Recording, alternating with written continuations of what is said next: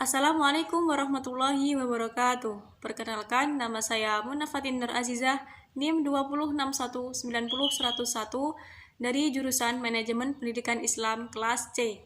Pada kesempatan kali ini, saya akan sedikit menjelaskan materi psikologi komunikasi, yakni komunikasi nonverbal. Pertama yaitu definisi komunikasi nonverbal.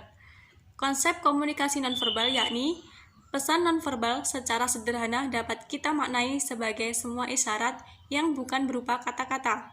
Komunikasi nonverbal merupakan kumpulan perilaku yang digunakan untuk menyampaikan arti. Simbol nonverbal lebih sulit ditafsirkan dan pesan nonverbal lebih kaya makna. Nah, dalam kehidupan sehari-hari, berdasarkan penelitian, sebenarnya hampir 80-90% emosi kita banyak menggunakan bahasa atau komunikasi nonverbal dibanding bahasa verbal. Komunikasi verbal atau bahasa verbal hanya berpengaruh 7% terhadap komunikasi yang kita lakukan, yang mana selebihnya itu dipengaruhi oleh bahasa tubuh kita dan sisanya ekspresi wajah kita. Jadi, dengan begitu, orang lain akan lebih percaya dari bahasa tubuh dan ekspresi kita, dan sisanya itu baru bahasa verbal. Di samping itu, melalui komunikasi nonverbal, kita bisa mengetahui suasana emosional seseorang, apakah ia sedang bahagia, senang, marah, bingung, atau sedih. Lalu, mengapa sih komunikasi nonverbal itu sulit ditafsirkan? Dalam hal ini, yang mana dalam komunikasi nonverbal itu banyak simbol, banyak tafsir, dan tidak ada penjelasan dari verbalnya.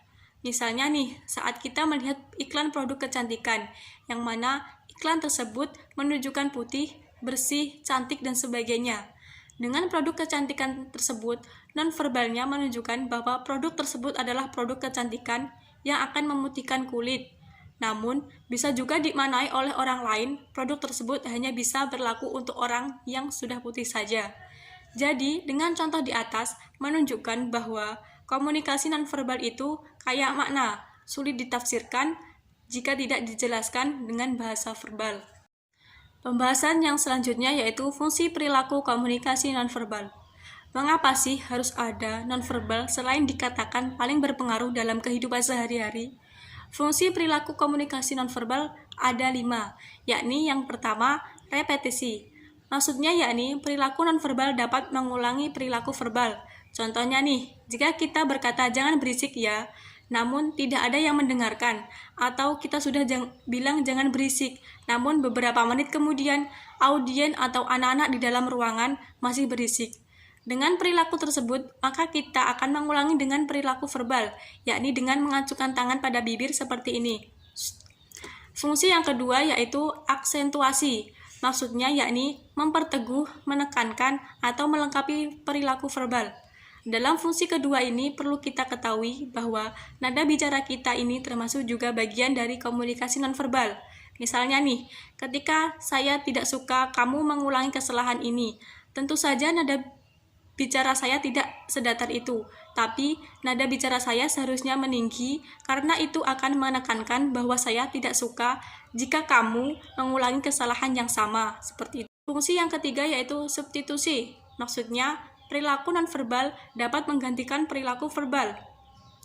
Seperti pada fungsi yang pertama tadi, jadi pada fungsi ketiga ini kita perlu mengucapkan kata-kata verbal atau tidak perlu mengeluarkan kalimat jangan berisik, tapi hanya dengan mengacungkan tangan di mulut orang akan paham dengan maksud kita, atau misalnya dengan mengacungkan jempol bahwa masakan kita enak, misalnya seperti itu. Fungsi yang keempat yaitu kontradiksi. Maksudnya yakni perilaku nonverbal dapat bertentangan dengan perilaku verbal. Mengapa demikian? Yang mana perilaku verbal dapat dimanipulasi oleh kata-kata kita, atau bisa kita setting semau kita. Sedangkan komunikasi nonverbal itu lebih alamiah, secara tidak sadar akan lebih muncul. Misalnya nih, ada cewek dan cowok. Tiba-tiba ceweknya tuh diem. Kemudian ditanya cowoknya, kenapa sih kamu diam saja? Nah, si cewek akan menjawab, tidak kenapa-napa. Nah, dari contoh tersebut, si cewek bilang nggak kenapa-napa, namun ekspresi wajah dan bahasa tubuhnya menunjukkan bahwa si cewek tersebut sedang kenapa-napa.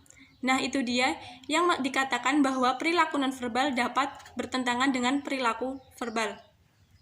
Fungsi yang terakhir yaitu komplement.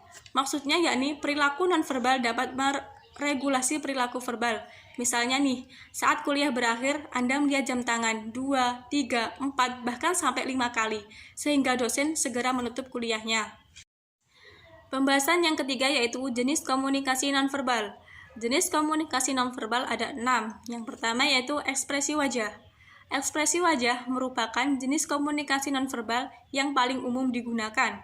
Pasalnya, ekspresi wajah yang terlihat dapat memberikan banyak informasi pada lawan bicaranya.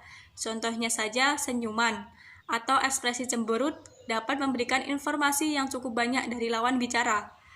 Jenis yang kedua yaitu sentuhan. Sentuhan juga merupakan bentuk dari komunikasi nonverbal. Dari sentuhan yang kita terima atau kita berikan kepada orang lain, berbagai informasi bisa kita dapatkan. Contohnya, komunikasi nonverbal yang menggunakan sentuhan yaitu berjabat tangan atau menepuk lengan maupun bahu. Jenis yang ketiga yaitu tatapan mata. Selain ekspresi wajah, tatapan mata juga memiliki peran besar dalam komunikasi nonverbal. Cara melihat, menatap, bahkan berkedip juga dapat memberikan suatu informasi. Sebagai contoh, seseorang yang tidak mampu mempertahankan kontak mata bisa dinilai sebagai tanda kalau ia sedang berbohong. Jenis yang keempat yaitu gestur tubuh. Gerakan atau gestur tubuh merupakan salah satu jenis komunikasi nonverbal yang paling mudah terlihat dan dibaca. Contohnya, komunikasi jenis ini meliputi menunjuk, melambaikan tangan, atau memperagakan jumlah angka tertentu. Jenis yang kelima yaitu penampilan. Penampilan merupakan bentuk dari komunikasi nonverbal. Cara berbusana, pilihan gaya rambut, hingga warna pakaian yang dikenakan merupakan salah satu bentuk dari komunikasi nonverbal.